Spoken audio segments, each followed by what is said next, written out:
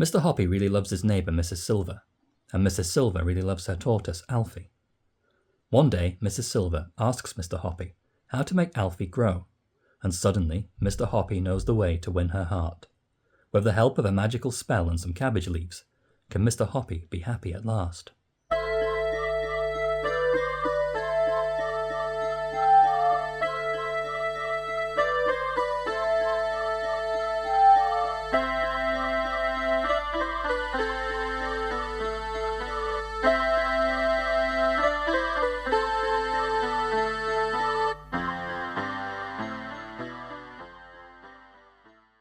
Stalking, gaslighting, emotional manipulation. These are not words you typically expect to see associated with a supposed classic of children's literature. But then we are talking about a work by Roald Dahl, a writer who shaped, even scarred, successive generations of children with his anarchic tales of mischief and imagination. From a slave trader turned chocolatier, submitting greedy children to a real-life Hunger Games, or allowing them to be morally tested one by one like some candy-coloured jigsaw from the Saw franchise, to an abusive couple's prolonged psychological torture of each other as a break from the bleak existential agony of domestic life. Dahl's stories were never afraid to indulge in the kind of gleeful cruelty and mean-spiritedness that children love, and that adults tend to find somewhat conflicting. As someone whose early reading was defined by Dahl's books, I've seen the discourse around his work change in real time. And, while I'm not unsympathetic to the problematic elements of childhood classics like Charlie and the Chocolate Factory from 1964, or The Witches from 1983, these books and many others are too deeply ingrained in my own psyche to not at least attempt to offer or weigh up the innumerable positive attributes that these otherwise potentially harmful books possess. However, when my partner told me about Esio Trot, one of the small handful of Dahl's books I hadn't read as a child, and described to me our own reaction to the book as being one of deep, almost visceral dislike, I was practically compelled to look into it. First published in 1990, Esio Trot would be the last of Dahl's books to be published in the author's lifetime. His final books, The Vicar of Nibbleswicke and The Minpins, two other books I haven't yet read, would be published posthumously a year later. Esio Trot is frequently described as a romantic comedy. Online reviews have called it things like charming, genial, even heartwarming. When I tried to find some previous reviews on booktube, I stumbled across a whole weird subgenre of videos in which actual children were reviewing the book, something that feels incredibly inappropriate, even disquieting, when we consider what Esio Trot is actually about, and the deep-rooted misogyny at the heart of it. Being a lifelong fan of Dahl, I still wanted to give the book the benefit of the doubt. Perhaps there was some qualifying context that had been missed. Perhaps there was something in Dahl's customary irreverence, his propensity for leaning into playful crudity or provocation, that had been lost in translation between ensuing generations.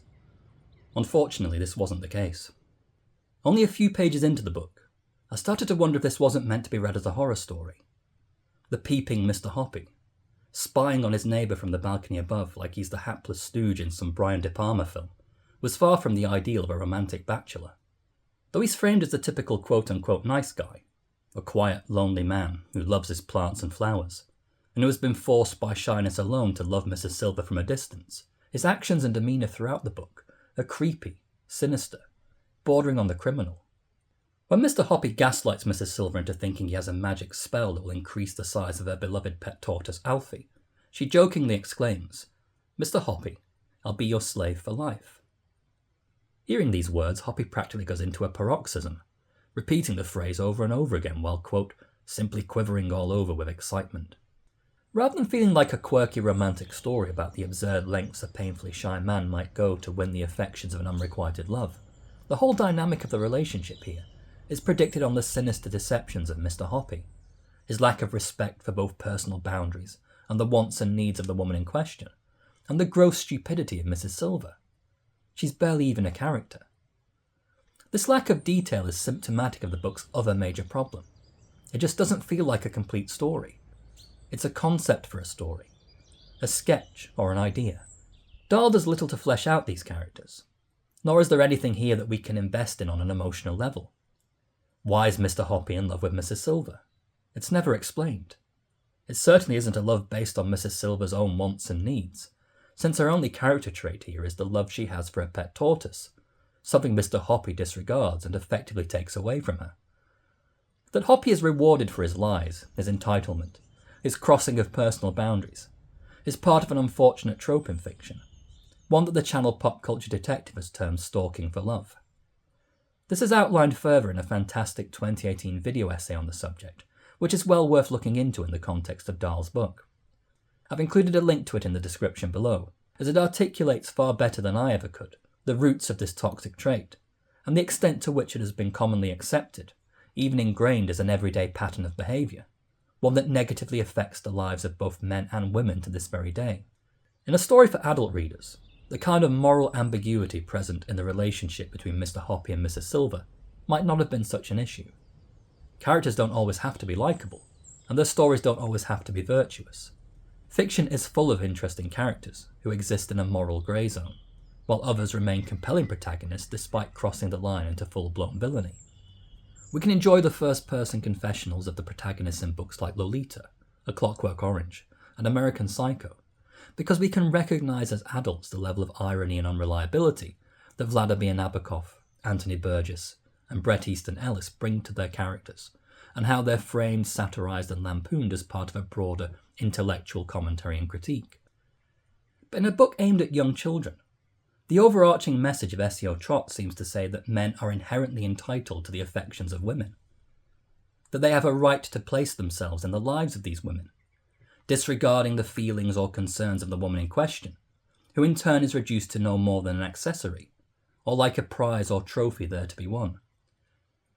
As such, women like Mrs. Silver are not seen as human beings with thoughts, feelings, fears, and autonomy enough to know their own minds and desires, but become a blank canvas onto which men like Mr. Hoppy project their own wills, desires, and obsessions. Esio Trot is an unpleasant book in this regard, as it frames such behaviour as part of a supposed charming story for children. As readers, we're meant to identify with Mr. Hoppy, to feel sympathy for his plight as a shy man who just wants to be loved. Dahl frames him as both caring and considerate, even while showing him to be obsessive, manipulative, and practically sociopathic in his behaviour. Well, I'm sure there might be some dissent in the comments about woke gone mad, and how I'm trying to cancel one of our great British institutions. It's worth noting that the book isn't especially good on a practical level either. Dahl may have been an excellent writer at his best, but Esio Trot falls far below his highest standards. As a story, it's not especially well told or well developed. The ending is rushed and impractical, and the book lacks interesting characters, themes, and humour. To think this underwritten sketch was Dahl's follow-up to my childhood favourite, Matilda, a book positively bursting with themes, ideas, and inspiration. Books like Matilda, Charlie and the Chocolate Factory, The Twits, The Witches, and Danny the Champion of the World might have their detractors, but they're at least complete and compelling works of storytelling, a marked contrast to the thin, barely developed sketch of a book in question. On a final positive note, I will say the illustrations from Dahl's frequent collaborator Quentin Blake are as brilliant as one might expect. It's well worth browsing the pages of the book to enjoy the creative and larger-than-life designs and character expressions that Blake brings to the story, truly elevating it in the process. But this isn't a book I would otherwise recommend. If you've read Esio Trot, I'd love to hear your thoughts on the book in the comments below. Likewise, if you're a fan of Roald Dahl, I'd love to know your thoughts on the author and his work. Do you think he's a writer whose stories still provide value to young readers, as they did for children growing up in the 1960s, 70s, 80s and 90s? Or do you think his stories are incompatible with the tastes and experiences of children in the 21st century? If, unlike me, you read and loved Esio Trot as a young child, what was your perception of the book at the time? And has your perception of the story changed at all, if you've returned to the book as an adult? As ever, thanks for watching.